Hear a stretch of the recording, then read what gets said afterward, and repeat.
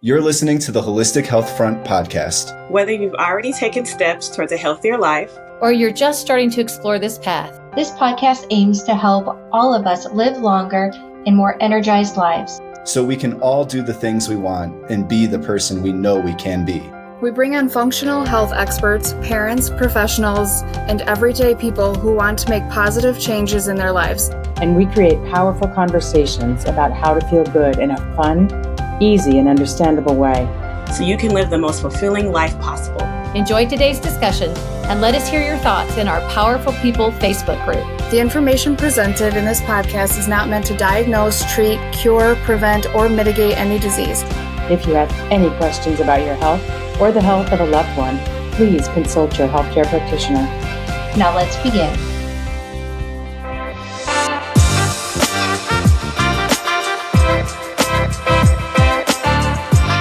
Hi, everybody, and welcome back to the Holistic Health Front podcast. We are super excited to continue our conversation.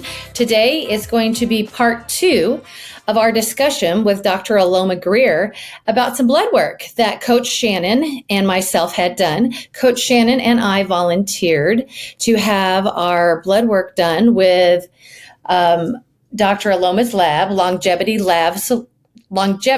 Lab Solutions, and we're actually been going through and looking at our blood work, and it's been very informative. It's revealing a lot of things. It's validating a lot of things.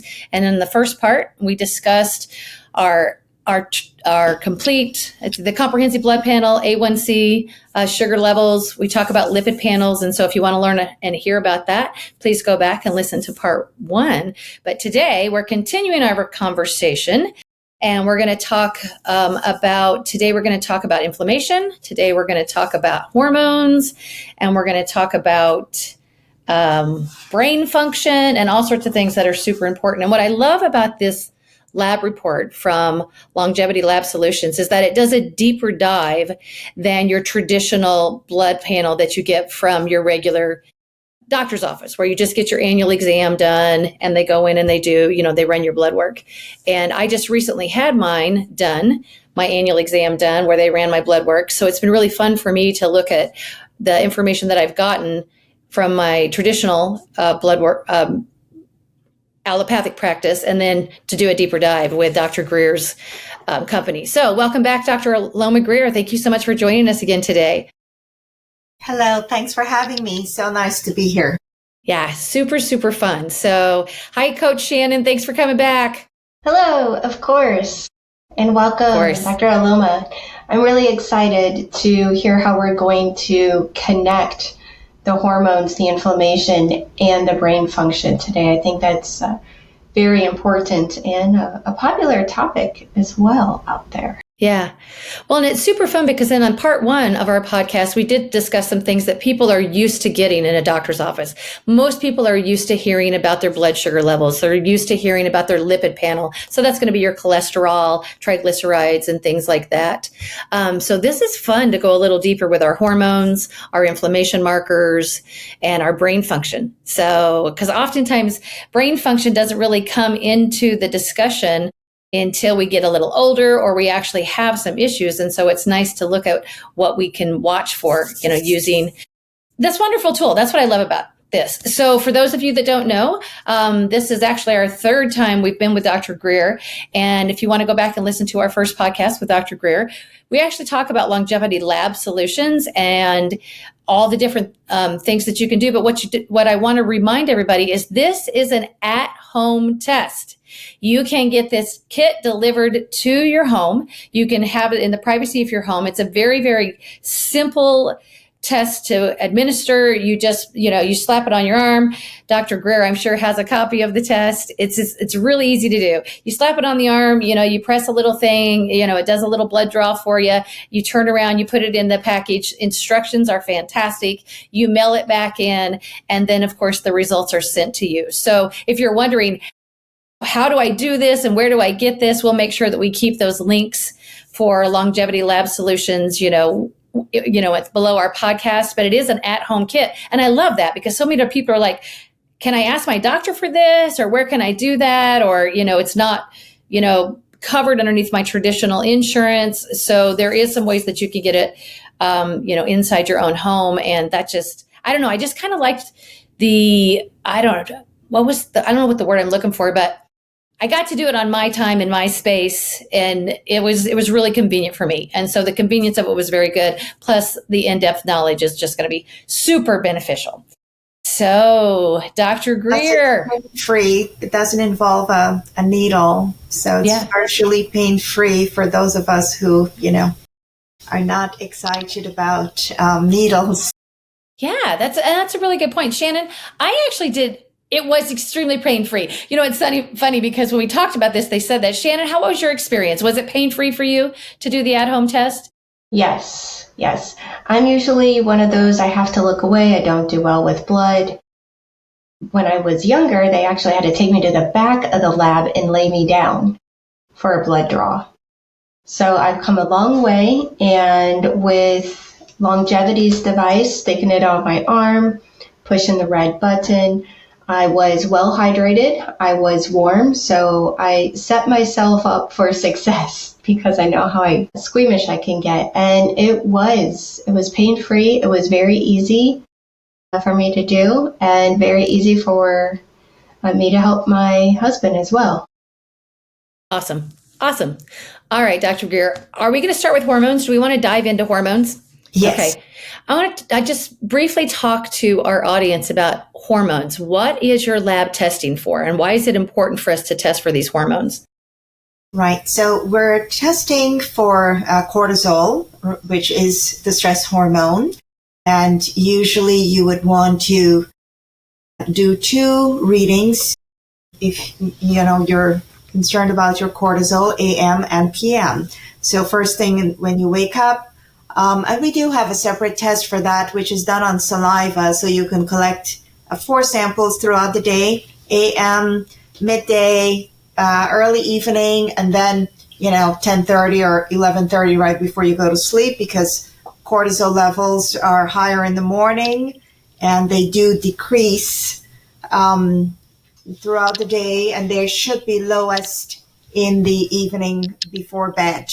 So if we see that, okay, your cortisol levels are really too high in the evening, that could be an indication you have too much stress, and it would result then in having problems sleeping, right? Because your cortisol levels are too high. And I suppose we've all had that experience where we're trying to sleep, but we're too excited about something. Our mind is racing. We can't we can't settle into that sleep mode. So when we get ourselves excited or stimulated, right before going to bed, even if it's an hour or so before, you may have a hard time falling asleep.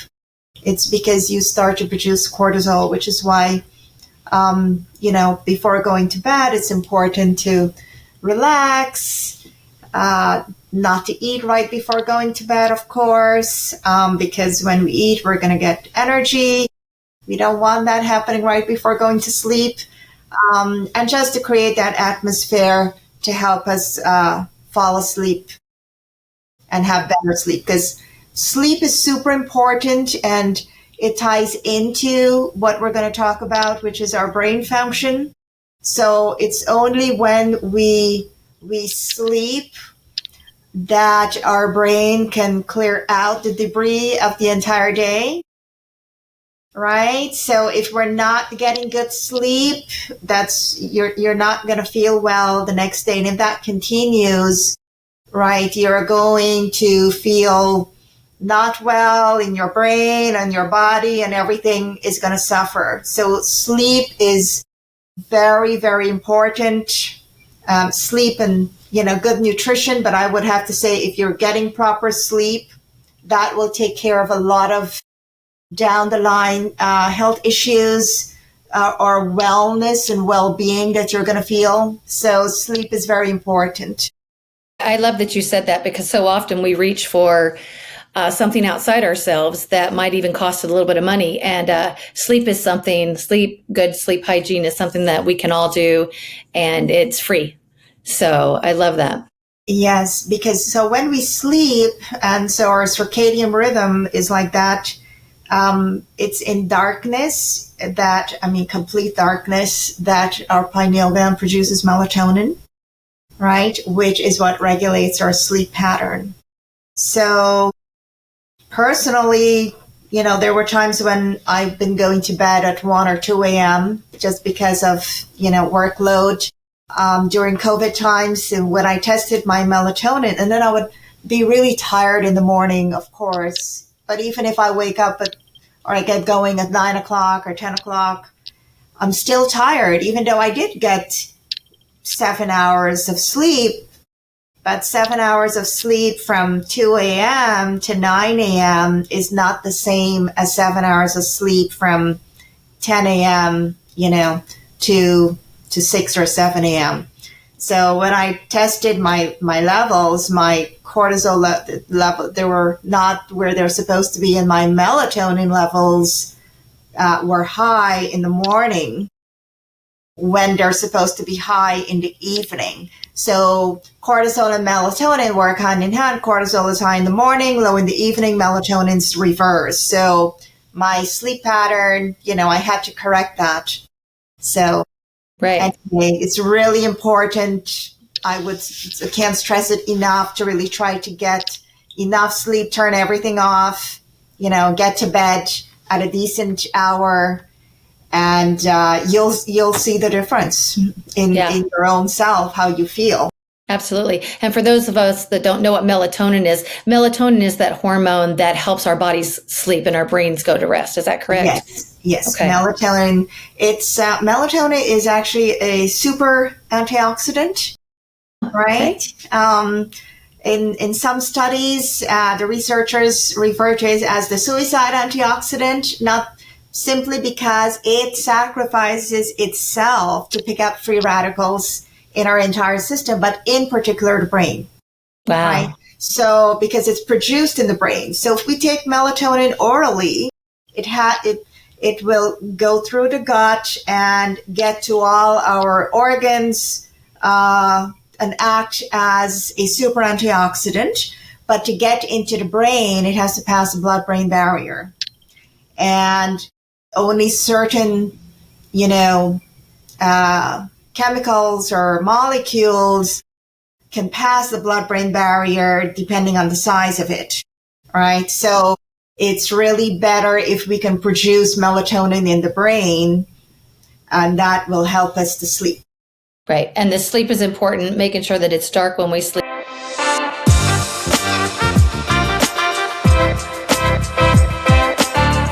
This episode is brought to you by oxygen and carbon dioxide. Breathe deep, breathe slow. Are you tired of nagging headaches, body pains, and feeling like you've been steamrolled by 2 p.m.? Ugh. Want to feel more alive with a clearer mind, voice, and skin? Yep. And not to mention getting rid of that pesky BO when the deodorant starts to wear off? Ew. Introducing to you today, water. Did you know that 75% of American adults are chronically dehydrated? And did you know that majority of people who are dehydrated think that they actually are hydrated? That means most people are not drinking enough water. But if they did, and they realized how much of a massive difference it makes in how they feel to be hydrated, they would realize that water can change their life. So drink more water. Aim for 96 fluid ounces per day minimum for adults. Side effects include peeing more often the first couple of weeks, but don't worry, it will slow down soon. I know I should really drink less caffeine. I just wish there was some way of getting energy in the morning without a coffee. The sun! Wait a minute. I feel good. Especially when I close my eyes and stare at the sun through my eyelids. Wow, this is great. I think I'm ready to crush this day now. Thanks, sun. The Sun. Use it for free with care. Hey y'all, hope you've enjoyed these goofy little commercials. The information is all accurate and valid, so please use the tips we shared. Even though we're having fun and being silly recording them, they're still 100% meant to support you and entertain you. We'll be getting back to the show in just a minute, but first, I want to really encourage you to join our free community on Facebook. It's called the Powerful People Community, and it's a place where you can interact with other listeners of the show, including me, our other coaches and co-hosts and everybody. And it's a place where you can ask questions publicly or anonymously. You can request episode topics, you can share your story, and celebrate with a group of really amazing people who will also be celebrating you. So we really hope to see you in the community. We think we're building something really special because we believe when you bring together a group of powerful people, there's just so many great things we can do in this world, more than we could do on our own. So we're building a special community, and we hope to talk to you there soon. Now, let's get back to the show. So before we go into these cortisol readings for Shannon and myself, Shannon's got a comment. Go ahead, hon. Last time we talked about how we can overdo it on iron. Is melatonin one of those that we can overdo? Because there's melatonin supplements, right? No, not that I have, not that I'm familiar with. No, because we would, excrete it. It would not stay around and develop into something bad. No, so melatonin is fine, but you really don't want to take too much melatonin because you want your body to produce the melatonin. So if you take too much, then you're not giving your body a chance to produce melatonin. And so we could have another show where we talk about melatonin and because that's a whole other metabolic pathway, how it's produced in the brain from tryptophan and so forth. But I can quickly say that tryptophan is a precursor of melatonin, and we need tryptophan in the brain in order for the brain to produce melatonin, or our pineal gland can produce melatonin. But for most of us, by the time we're in our 30s, our pineal gland can start getting calcified and not be producing enough. So there are certain foods we can get tryptophan from, and that's why, turkey being one of them, warm milk, which is why when you eat a large Thanksgiving dinner, you feel sleepy because you produce all that tryptophan, which gets converted into melatonin, makes you sleepy. And that's why long ago when, milk was milk, your mom would give you a warm glass of milk before going to bed because it has a lot of tryptophan in it. And tryptophan does cross the blood-brain barrier.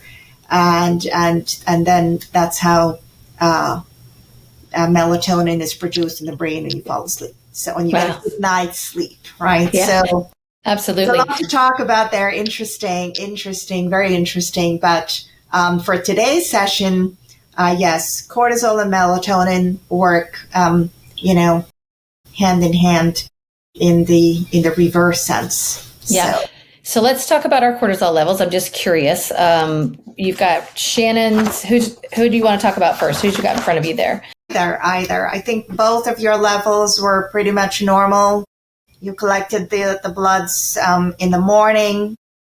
I don't think right when you woke up, but, sometime thereabouts in the morning. Mm-hmm. And so,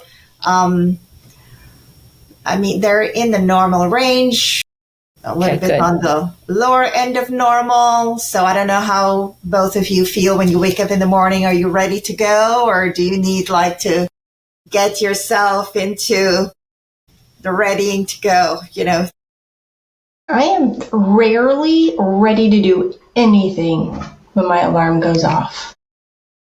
Rarely. I think we could all agree with that. Yeah. And my level was a 7.4. Yeah. Mm-hmm. Yes. What was your, Shannon? What was your cortisol? 7.4. So you're on the low end of the range. Yeah, because the range goes from 6.7 to 22.6. So you're definitely at the low end of the range there.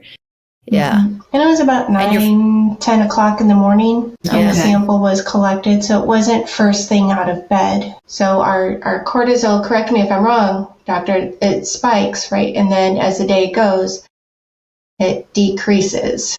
Yes. So by 9 o'clock in the morning, I was already decreasing the levels, but It would be interesting to see first thing. Yes. Right. It would be interesting for us to collect cortisol samples throughout the day to see how your levels do, right? In the morning and then at midday and evening, early evening, and then right before bed. And these would be saliva samples, so you can collect them and put them in the refrigerator. And then when you've collected the 4 for the day, you would ship them out the next day. And on those, we would do cortisol and melatonin studies to see how the levels compare. Yeah. What I love about this is that oftentimes we're talking about getting our cortisol levels down, right? We have this high stress, high strung, fast paced world that we live in. And so oftentimes when I had my cortisol tested a year ago, Dr. Aloma, I hadn't even met you yet, but when we had him tested a year ago, mine was 28. Oh dear, in the morning? Yes. Oh. Yeah. I was I was doing a lot of, care for in a very stressful situation with my family, and it showed up big time in my hormone levels. And so, of course, I spent some time working to get my cortisol levels down because I was just too high strung and I couldn't sleep.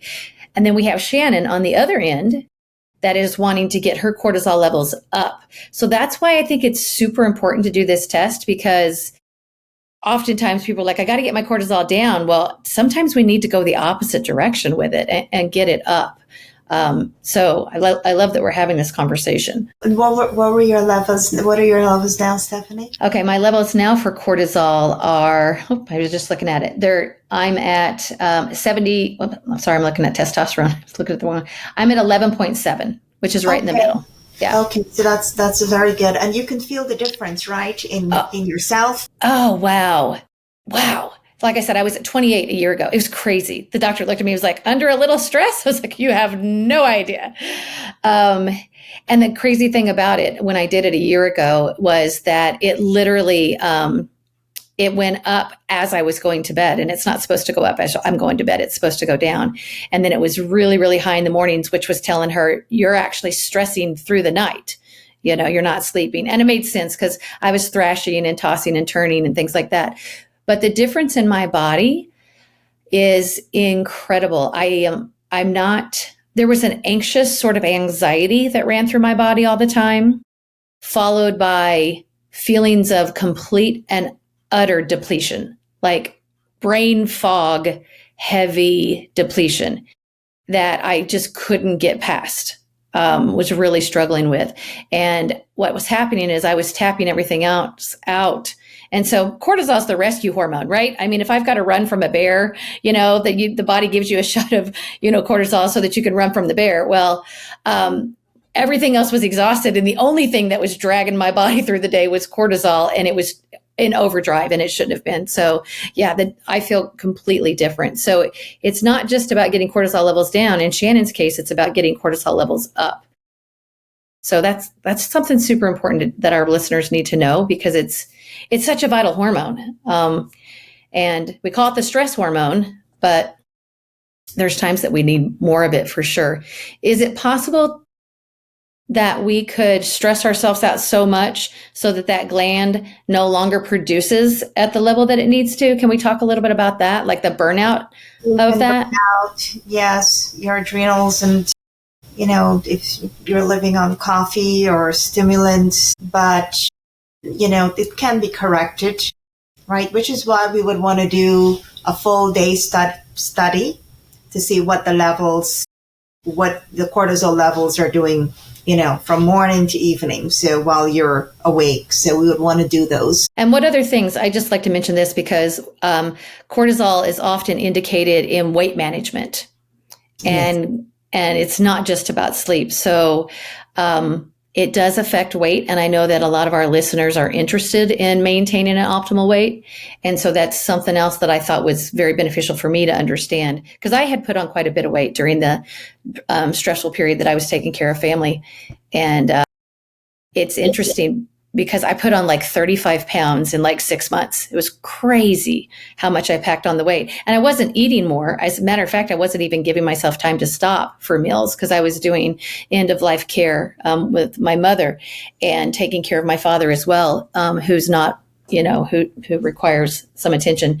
So it can confuse people that, here I was probably eating less and moving faster, and my body went up in weight and not down. And so that's why this hormone check is super important, because it allows you to understand the significant role that hormones play.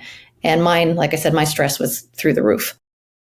Which is why we look at multiple different markers and the hormones as well, so that we can get a picture of what's going on in that person. So we do gain weight when we're under stress because our other hormones stop working properly as well, because everything in our body, it's all interconnected. And so when something goes off balance, it throws off the other systems as well. So I think most of us can see, there may be sometimes if you're under stress that you may lose weight, but that something else is happening there. So a lot of times, as soon as we're under stress, we see right away we gain weight in the abdomen. Mm-hmm. Yeah, that's where mine was. Absolutely. Awesome. I would love to dive deeper into that, but I know we're going to cover the whole hormone panel. So what's our next hormone that we need to look at? We looked at DHEAS. But we can come back to that. We looked, of course, at insulin, correct? Mm-hmm. But perhaps we could start with estradiol, which everybody's familiar with.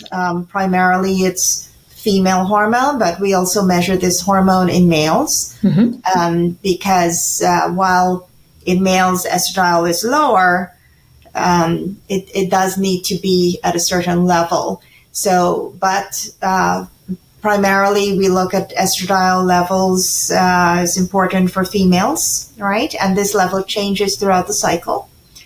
Now, we're looking at, I believe, the levels here were fine. Definitely if you're perimenopausal, the level is going to be different. Post-menopausal, the level is going to be different. So I think our levels were fine. I want to ask a question. Stephanie, yes. Let me pull up your report. Yeah. I believe your level might have been a little bit low. It was actually, but I am postmenopausal. It's been 2 years since I had a cycle. But I wanted to ask you about that. Yes, I was surprised to see that your level. It's 60.3. And the range goes from 19.3 all the way up to 662. Yes. So there's a lot of room for, changing and things through that time. Right. So when you're ovulating, that's when it's the highest, right? So, but for somebody who's postmenopausal, so like myself, I am postmenopausal as well. Mm-hmm. And last year, a year ago, my estradiol level was actually 0.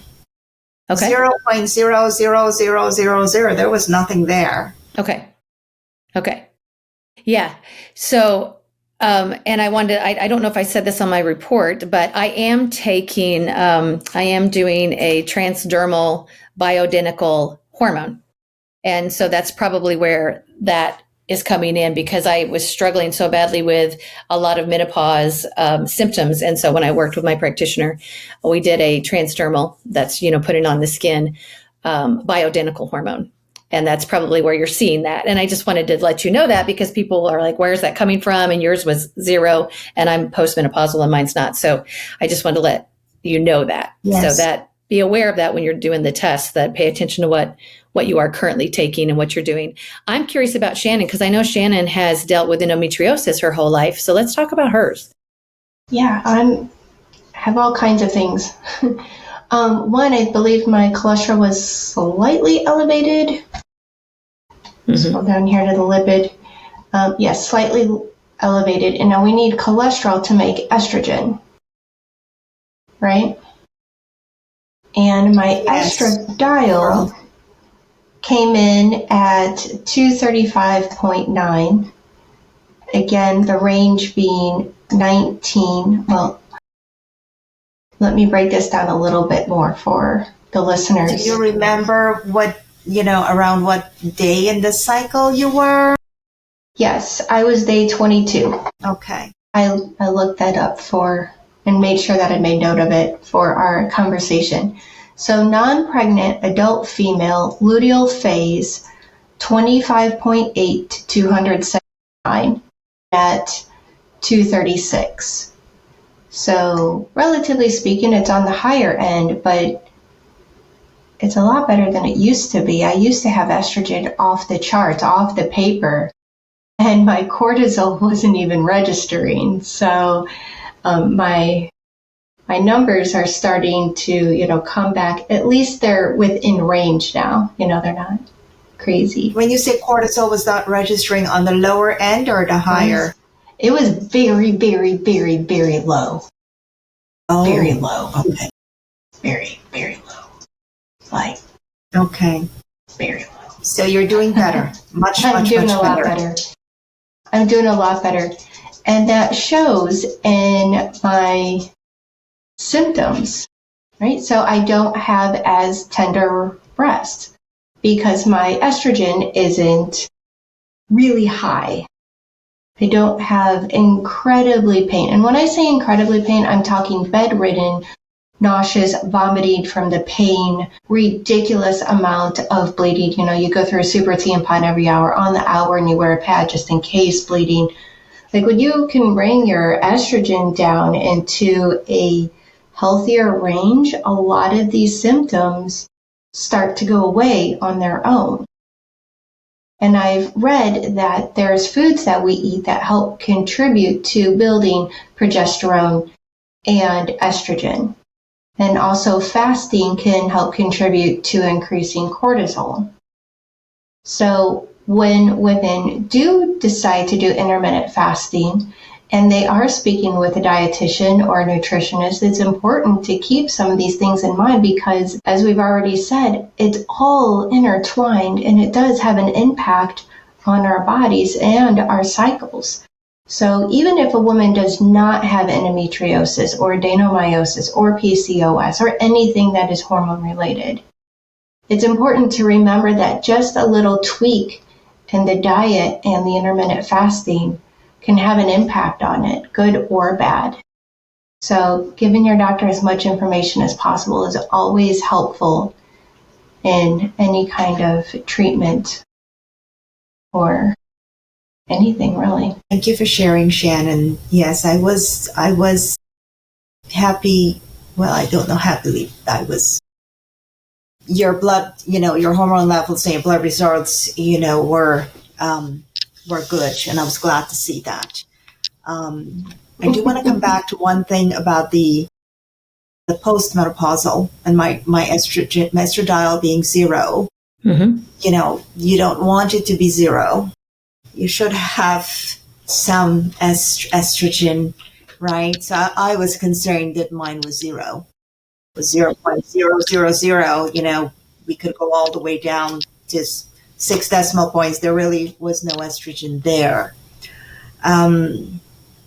Or estradiol, right? So estrogen is made up of estradiol, estrone, and free estriol. So those make up the estrogens, but estradiol is the primary hormone. So I was able to bring that level up to about in 70, 72. I have to go back and look at it over the year, and I still have to go back and hone in on what exactly I did that made that change, because I did change several things. So for another conversation, but I just wanted to let our listeners know that, you having a 0 estradiol is not what you're going for. Just because you're postmenopausal, really? Estrogen should not be 0. You should have some estrogen there. right? I do take a progesterone cream, so it's just progesterone. So just a dab every day. And my progesterone levels as well were down, but now they're where they're supposed to be. Yeah.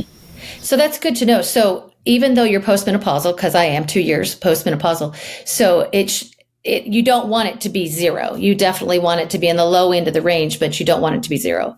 And maybe that's the reason why my practitioner recommended the transdermal estrogen. And I'm doing an estrogen progesterone combination so that the two, complement each other. And we can talk about how important that is because, as you know, Dr. Geer, every hormone affects the other hormones, and we want to make sure that we keep them in balance. So mine is a combo. That's good to know because I just assumed if I was postmenopausal that I wouldn't be able to make it anymore. So the fact that you did some lifestyle changes and probably some dietary changes and were able to bring yours from a 0 up to the 70s, that's an intriguing conversation that we might not have time to explore today. But I find that very interesting because I think I was told or just made the assumption, nope, you're postmenopausal, you'll never make it again. Let's talk about a cream. So interesting. It shouldn't be high because too much estrogen, of course, can cause, certain types of cancer. And you don't want it to be too high when you're postmenopausal or any time actually, but in particular for postmenopausal women. But you should have some there on the lower end. Okay. Awesome. Thank you. That was information I didn't have. So, all right, let's look at the next one in our hormone panel. So we can jump to progesterone. Okay. So because, estrogen, estradiol, progesterone, and then testosterone. So progesterone, Shannon's was perfect, right? Shannon, are you happy with your progesterone level? Is she there? Yeah. Oh, we can't hear you. Here, there we go. I can see that the range is 5.16 up to 18.5, and I'm at 7.48.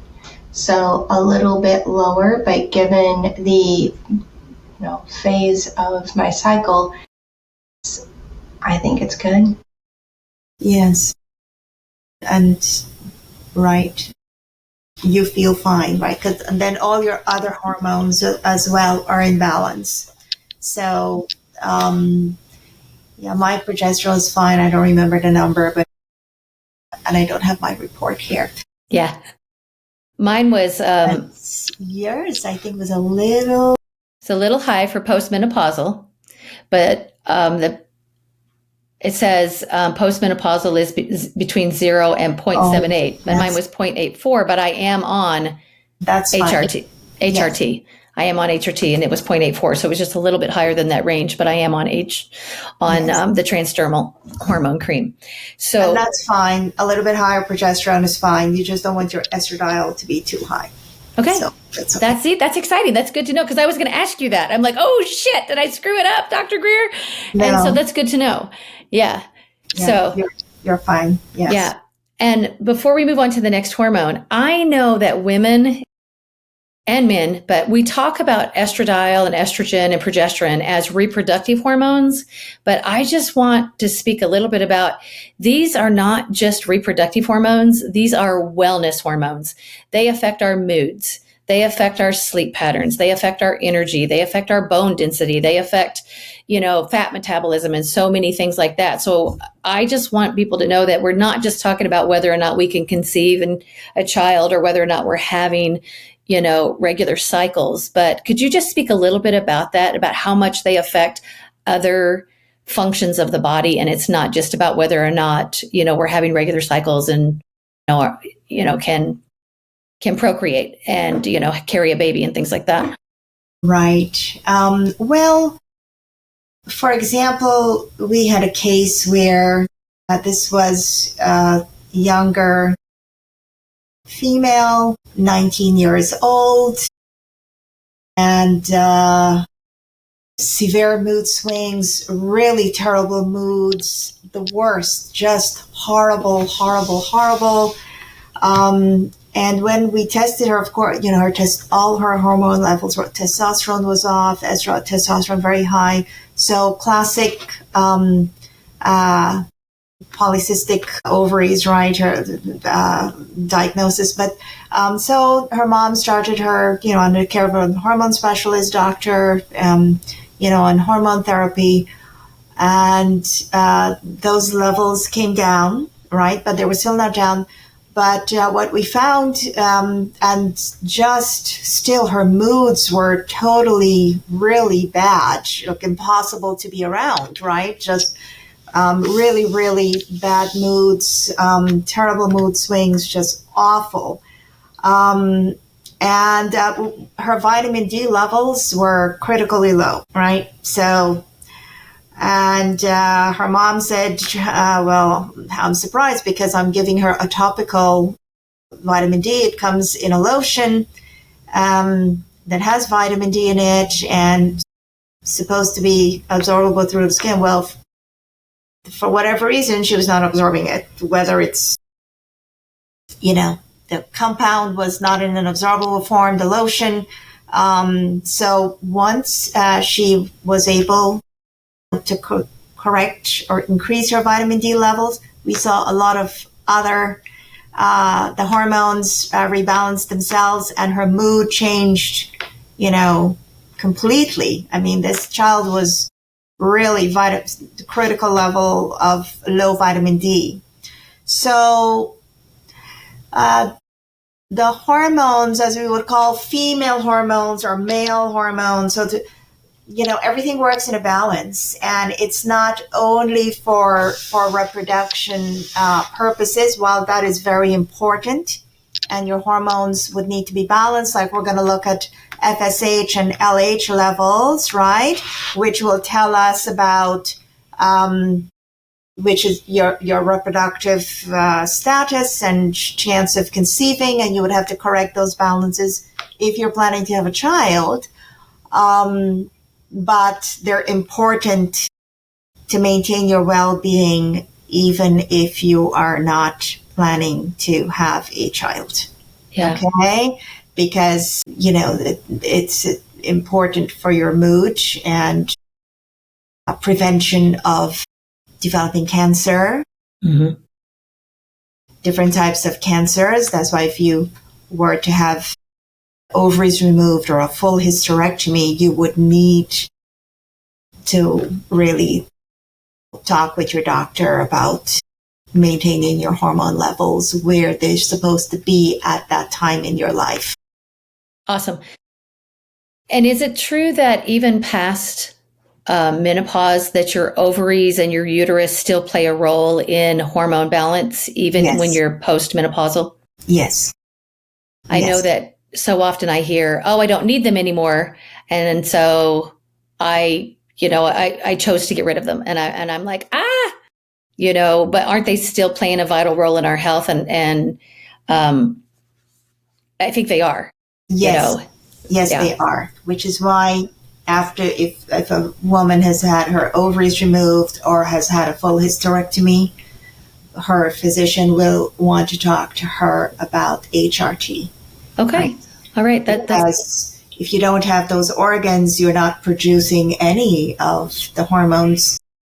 Although you need them in lower amounts, you're not producing them at all, and you do need them. Yeah. And you're a good example of, you were able to do it, through some lifestyle changes because you saw your levels go up. I just want to make one comment. I read an article sometime recently when I was looking at my own hormones, and I saw a study where having progesterone levels, they used some HRT with progesterone, and they actually found a improvement in bone density for postmenopausal women. Yes. In bone density. And I know that osteoporosis is a big fear for a lot of postmenopausal women. And so it's not just about your calcium and your vitamin D to feed those bones. It's actually about our hormones as well. You're absolutely correct. Yes. Yeah. And I thought that was interesting that it affected this progesterone, getting those levels up to levels that were healthy for postmenopausal women actually did increase. They did bone scans and increased their bone density over the course of like an 18-month cycle, which I thought was super interesting. Yeah. So I remember with your vitamin D for older women, you probably would need to take it with a higher level of K2. Yeah. I love that. Okay, so are there any other hormones we want to talk about right now before we move to the brain chemicals? Well, testosterone, women, we need some testosterone, right? Not a high level, because then that would mean you have a hormone imbalance, because women are not supposed to have high levels of testosterone. I think everybody's was okay. In this particular test, we would test more. We would test in males. We would test total testosterone, free testosterone, determine bioavailable testosterone, and the percent of bioavailable testosterone. So that would be customized for if the individual was male. Okay. So let's talk about the male. So what's the difference between free testosterone, and bioavailable testosterone? Because if I'm a male and I go and get my testosterone changed and they said it's great, if this test does a little bit deeper dive, what's the difference between bioavailable testosterone and just the regular testosterone level? Right. Can you explain that? So we would measure total testosterone. So that tells you testosterone that is bound to other proteins, which testosterone has a tendency to bound to sex hormone binding globulin, okay, and albumin. So when you measure total testosterone, you're getting the level of testosterone that is bound and that is free. So we can measure free testosterone, or you can measure sex hormone binding globulin and albumin and then calculate how much free testosterone is present, right? So the free testosterone is what you want to know, because that's the testosterone that's actually available to that man for use. So once you have your free testosterone level, then you can calculate how much is bioavailable, which is the true amount that is available. And so sometimes we do see that, if your total testosterone is on the lower end, your free testosterone is going to be on the lower end as well, right? So, because when you look at all of those levels, then the practitioner would be able to decide, okay, does this man need to be on testosterone replacement therapy? And a lot of times you can see that they do. Sometimes we see high cholesterol with low testosterone, right? And high blood pressure, high cholesterol, low vitamin D, high blood pressure, and low testosterone. So you have to look at everything before, you can say, okay, this is what this person needs to do. So. And for a man, because I know we're all women here talking, for a man, what might be some symptoms that I might decide, hey, I should go get my testosterone checked? Like, is it fatigue? Does it affect sex drive? Yes, fatigue, low libido, maybe sweating at nights, or sweating sometimes that could be, and definitely high blood pressure and high cholesterol could lower your testosterone as well. So, see how you feel. If you feel low energy, just no strength, stamina, tiredness, you don't feel well. So testosterone is really important in men as well, for muscle mass and overall health. So as we age, testosterone levels in men do go down. So that level, although for males it's 300 to 700 is the normal range, depending on your age, that normal range is going to be lower. But definitely it's worth checking, and you would need to ensure that you're looking at total and free at a bare minimum before deciding on any course of action. But I will say exercise will increase your testosterone levels. Excellent. It's a natural way, an easy way to increase your testosterone levels before going on, any type of replacement therapy. And I had also read, I did a bunch of reading on intermittent fasting, and I read also that intermittent fasting can also have a positive effect on men's testosterone levels. Yes. So very cool. Intermittent fasting is just all around good thing to do. And if you're thinking, okay, well, I shouldn't eat throughout the day or things like that. So if you have an early dinner, 6 o'clock, 7 o'clock, and you don't eat anything until, the next morning, that's fasting as well. That's intermittent fasting, right? So no midnight snacks, no late night snacks. So that would be an easy way to start. And then you can do more where you're fasting, while you're awake and doing things. Awesome. Right. So just wanted to just mention that. Yeah, that is, and it's doable. Like you said, that one's attainable. So yes, very just good. No late night snacks or midnight snacks. You get hungry, just have water with lemon juice in it. Yeah. Yeah, that's a good thing. And it will curb your appetite. So maybe you don't really need to eat anything. Yeah. Yeah. And water with lemon juice in it's great for so many things. It's a detoxifier. It's a blood tonic. It does a lot of good things. So very good. Awesome. I'm glad we took the time to talk about testosterone because I know a lot of our listeners are going to be like, yeah, but what about the other half? And so that was very beneficial. Okay. So I'm actually excited to talk about brain function. Okay. So very quickly, we did look at FSH, LH. We looked at insulin as well. Right. Which is important because we know, a lot of people are concerned about insulin resistance. So we do look at that as well.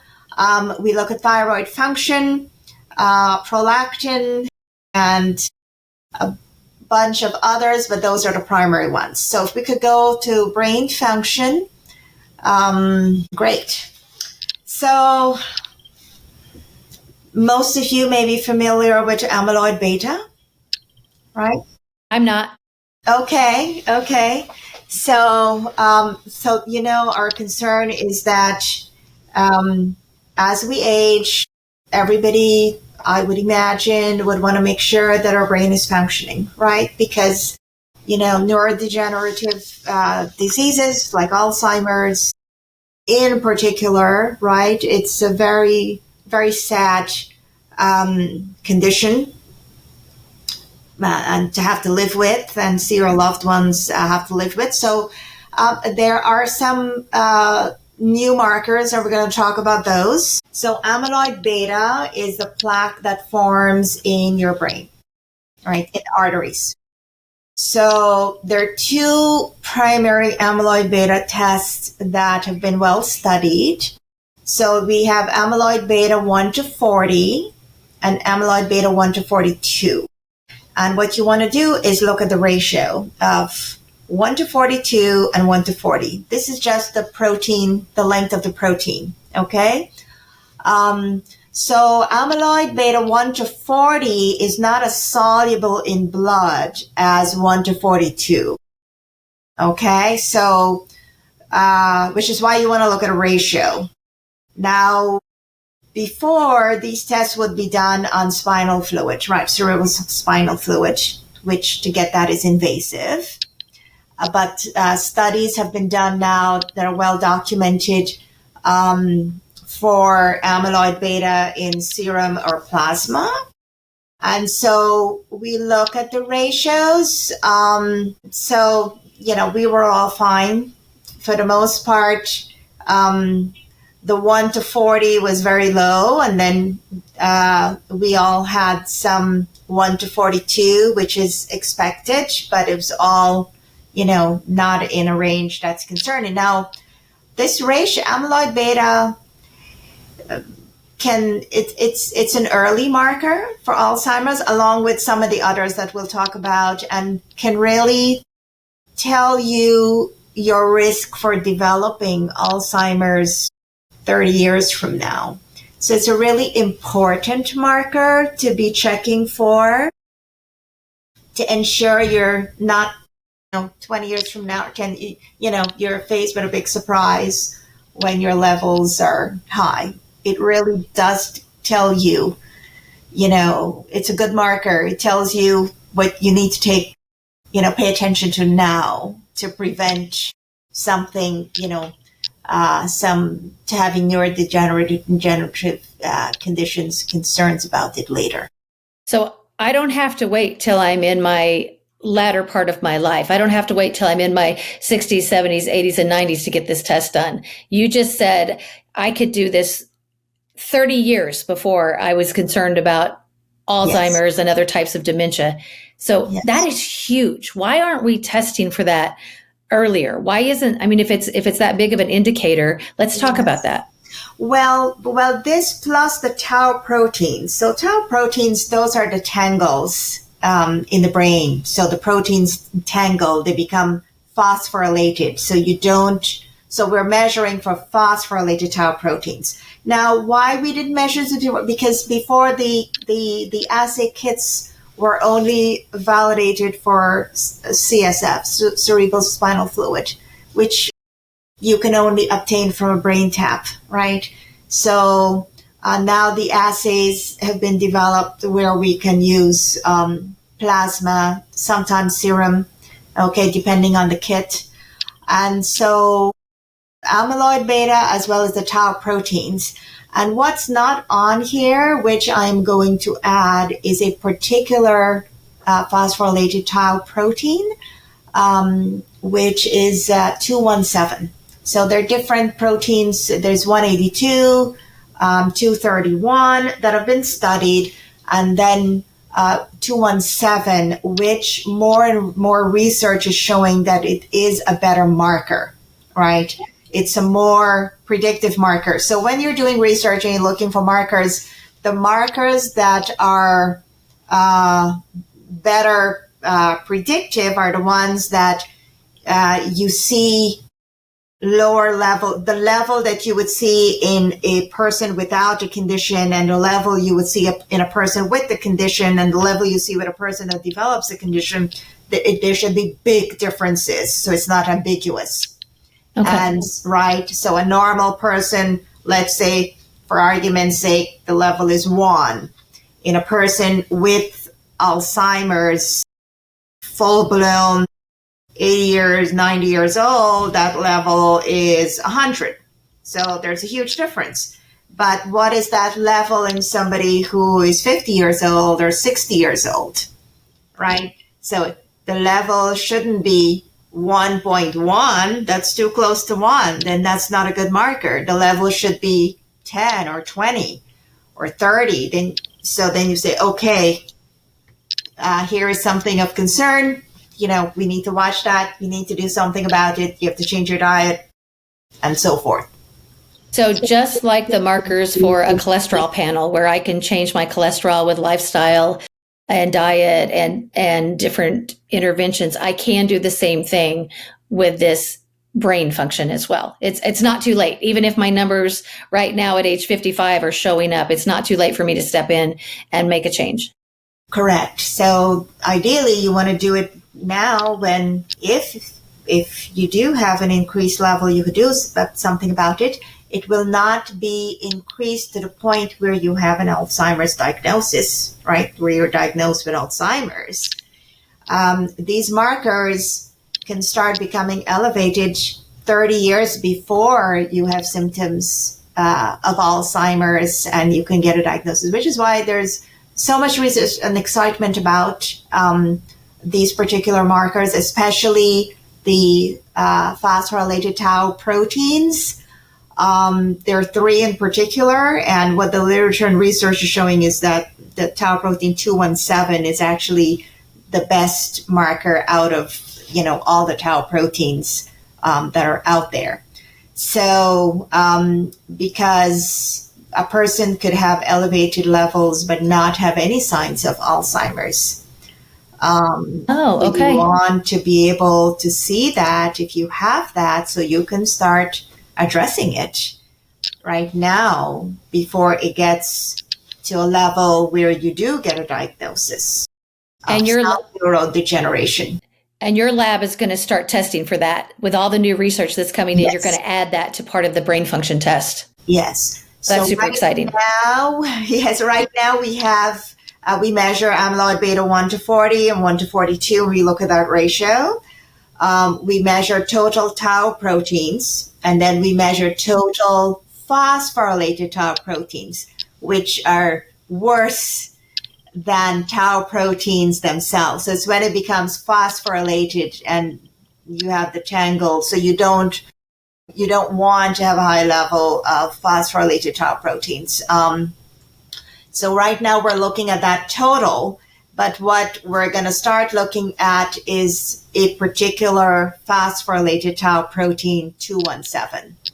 Okay, so that will give us an even better picture of what's happening in our brain. Okay, so and we'll be able to, set our minds at ease. Because we're all like, oh, you have those that you're forgetful, like, oh, what was that again? What was the name of that? What was it? So, of course, we start thinking, oh, do I need to be concerned? Well, we all need to be concerned. We all should be doing things to improve and maintain our brain function. But, there is a test that could tell us what's going on in our brain that's non-invasive. It's not a spinal tap. It's not a PET scan, right? So that's why there is just so much research on it and excitement about it. Awesome. I have a quick question. Yes. Yeah, go, Shannon. On the markers, what is a good range for 1 through 42? And what's a good range for 1 to 40?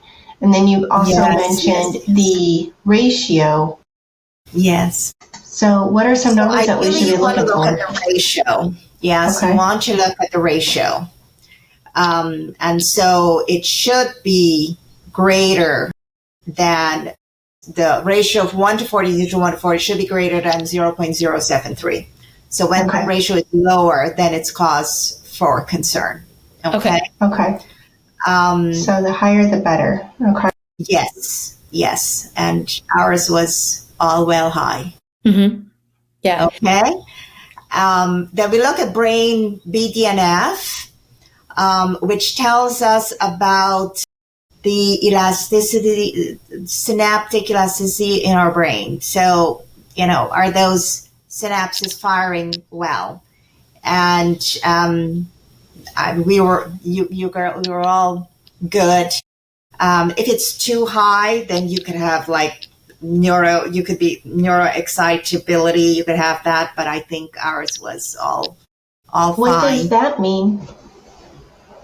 Neuroexcitability. Well, are we looking at ADD kind of symptoms, or what do you mean? No, I don't think we have. We do measure this in ADHD. Yes, it could be, or neurotoxicity as well. It's not a marker that you would look at by itself. Okay. Right?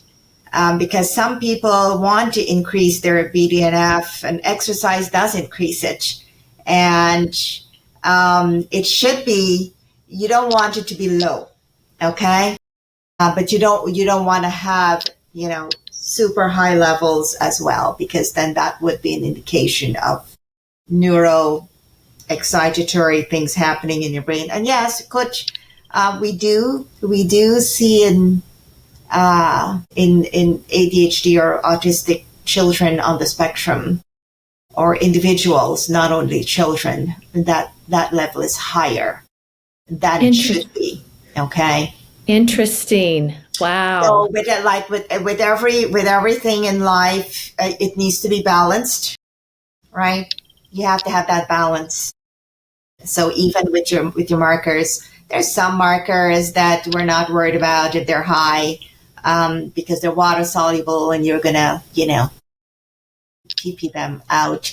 But there's some markers, most markers actually, you'd like to see them in that range. Okay. So which brings us, we're going to look at soluble Klotho, but before that, we did look at chiarenic acid and quinolinic acid and the ratio, and those are metabolites of the keranin pathway, which we're going to talk about in another show because that has to do with tryptophan.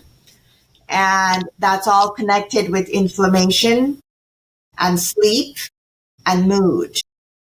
So I'd love for us to talk about that. It's very important, but our levels were fine. So it tells us about inflammation happening in the brain. And this will tell us about, low energy, lack of sleep, and inflammation, and serotonin not being produced, and so forth. But ours is fine because this pathway goes then to produce NAD+, which you need for energy, right? But can only be converted to NAD+ in the presence of magnesium. So that's why we look at all of this, right? So, but our levels were fine. I'm not sure how much time we have. I do want to talk quickly about soluble Klotho because it's a new longevity marker, right? Discovered in late 90s. Yeah, please do. Right. So it's produced in the kidneys and brain, and it is an all-around marker for longevity.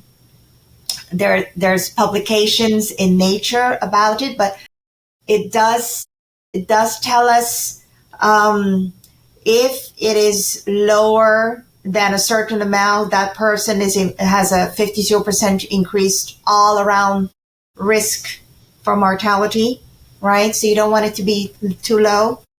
And then it does give a risk for cardiovascular mortality as well. And so I was happy to see that we all have very healthy levels of soluble Klotho. Okay? Wow. This one's fun for me because I didn't have any clue what this was. So yes, take the liberty of running some markers. I believe this is in that panel, but we got a lot of calls and inquiries about soluble Klotho because it is a newer, well-recognized, right, longevity, overall marker for longevity. So it's BDNF, but soluble Klotho more so. It does decrease with age. Okay. And we're using the kit, the assay kit that was used in, all those prominent studies, the article that was published in Nature and several other articles, research papers. So we're using the kit from IBL. So I was very excited to do it, and I did it myself. So all of ours, yes, because super exciting because I'm looking at the range I'm 55 years old and I'm looking at the range for that, and it's between 550 and 1,000, and mine was actually over 1,000. It was 1,046. Yes. And so that's like, woot, woot. I mean, that was, yes. I didn't know what it meant. And I wanted to ask you, I'm like, I hope that's good. Is it too high? Yes, no, it's great. Yes. Yeah. So Shannon, do you have yours? What was yours? Yes, mine was the same, 1046. Awesome. Shannon's, yours was 1046 as well. Yeah, Stephanie. both of ours. Yeah, 1046. Yeah. Oh, that's a typo. Oh, is it? Oh, okay. She's going to check us out. Maybe it was very close. How could that? Let me see here. I have the results right here. Let's see. Sorry. Oh, that just means Shannon and I are going to be friends, along the whole life path together. Yay! So, while you're looking that up, Dr. Geer, I just wanted to make a comment. Yes. On the brain function. So while I was going through menopause and struggling with the adrenal dysfunction and hormone imbalance, I was struggling with so much brain fog and forgetfulness. I would go to speak my children's names and could not even come up with my children's names. I would go to pick up a cup and couldn't find the word cup. And I knew I was struggling. But there's this fear, if I can't find a word or I can't remember where I put something, that I might be struggling with early onset dementia or Alzheimer's or anything like that. And this particular test was such a relief that there were other things that I needed to do. I needed to get those hormones in check. I needed to get, my lifestyle more balanced and more sleep. So this provided a lot of reassurance for me and kind of a calming, like, oh, okay, I'm not losing my mind just because I can't find my keys. So I love this test to give people that, because you know what fear is? Fear is going to get those cortisol levels to climb, right? And so this does a really good job of just helping, clear out all of the worry and stuff and give you a path forward. So I loved this test. It was so exciting for me. Thank you. I'm glad. Yes, it's right. So everybody's worried, that, gosh, nobody wants to get that diagnosis of Alzheimer's, right? Or any brain deterioration. And yes, it is reassuring. So I'm glad you saw that because, myself included, everybody, after a certain age, you're worried about it. Yeah. And so even if there was something there, then we would, you would know what to focus on to rebalance that and correct that. Awesome. I love it. There was like a research paper I was reading where the beta amyloid on a person after they started a particular treatment, beta amyloid 1 to 42 was so high in their blood. And that was because it was being cleared out from their brain. Oh. Yes. And so, so after that was all cleared out, then, the level came back down to where it was supposed to. It was high to begin with, but then as they started the treatment, it became higher, right? So that's because it was being cleared out from the brain. So it's a very interesting area of study. And you have to understand the timing of those tests because what you test today might be different, after a 12-week, like you said, program or, therapy, or treatment that they're doing. So not understand that it's a picture and not a forever synapsis of what's going on. So that's a really good point because like you said, they started the treatment and they went higher and you're like, wait a minute, I thought my goal was to get these lower, Exactly. But we're flushing it out into the bloodstream as our body is pulling it out to detoxify from it. And so keep that in mind as you do your testing, that you will see variables and to continue to test and look over the long haul of your treatment. Yeah. That's why so it's important, or it's something to keep in mind to, have a baseline test done. So you know what your baseline levels are. Mm-hmm. And then if you start a program or a treatment, or if you have something happen, and you have blood work done, know that it's for that. And, you can get your levels back to within normal range, right? Just like you with the cortisol and the stress you were going through.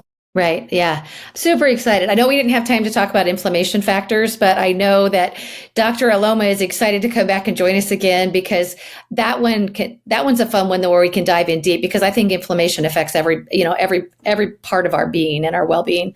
So I'm super excited to have her back to talk about that. But thank you so much, Dr. Aloma Geer, for being with us, and thank you for being our resident nerd. And I mean that in the most complimentary, affectionate way possible. I really geek out over this stuff. And so you and I could just sit and have coffee and, we talk till wee hours of the night. Although we should be getting sleep, but we would probably end up talking to wee hours of the night about this stuff. So super excited to have you today. And maybe we'll just have to do a part 3. There's just so much fun stuff to talk about. It's a lot to go over, and we learn a lot from each other. And really, I'm just so happy and excited to be able to share this with everyone and to help as many of us as we can, right? Yeah, so, yeah, absolutely. Yes. And it takes the guesswork out of it, and it gives you an actionable step to take. And that's what I love about it, because so oftentimes we're just guessing and we're worrying, and sometimes we're worrying about the wrong thing, and sometimes we're moving in the wrong direction. So I think this is a fabulous way. This is kind of like a GPS map for health, right? It really gives us the details about what direction and what road we need to take. So super, super excited about this. We do have some panels, a whole product line that's called Bio GPS. Yeah?